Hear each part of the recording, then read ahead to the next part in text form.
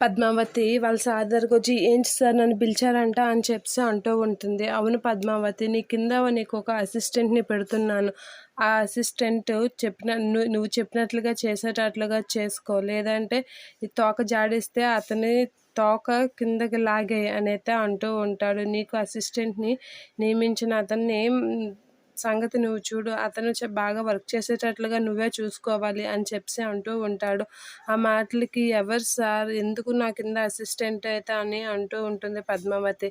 నీకు ఉండాలి పద్మావతి అని చెప్పి విక్కీని అయితే అక్కడికి పిలిపిస్తూ ఉంటాడు. విక్కీ పద్మావతిని చూడగానే ఏంటి నువ్వా అనేది అంటూ ఉంటాడు. ఏంటి మీరా అని పద్మావతి కూడా అంటూ ఉంటుంది. అలాగే వాళ్ళిద్దరూ ఒకరికొకరు నువ్వా మీరా అని పలకరించుకుంటూ ఉంటారు. అది చూసి మరీ మీ ఇద్దరికి పరిచయం ఉన్నట్లుగా ఉంది పద్మావతి, నువ్వు ఇకన ఇతని కింద చేయాలి, నువ్వు పద్మావతి ఇతని సంగతి నువ్వే చూసుకోవాలి అని పద్మావతికి అయితే అతను చెప్తూ ఉంటాడు. ఆ మాటలు వినగానే విక్కీ షాక్ అవుతూ ఉంటాడు. ఏంటి పద్మావతి కింద నేను చేయాలా అనేది షాక్ అవుతూ ఉంటాడు.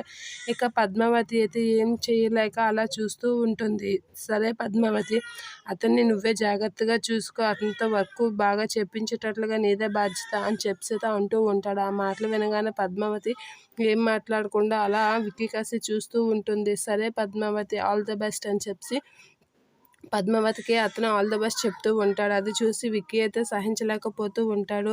ఏంటి వీళ్ళిద్దరి మధ్య ఎంత చనువు పెరుగుతుంది అని అయితే అనుకుంటూ ఉంటాడు. సరే సార్ అని చెప్పి పద్మావతి అతనికి సెకండ్ ఇచ్చి అక్కడి నుంచి వెళ్ళిపోతూ ఉంటుంది. అది చూసి విక్కీ అయితే చాలా కోపంతో రగిలిపోతూ ఉంటాడు.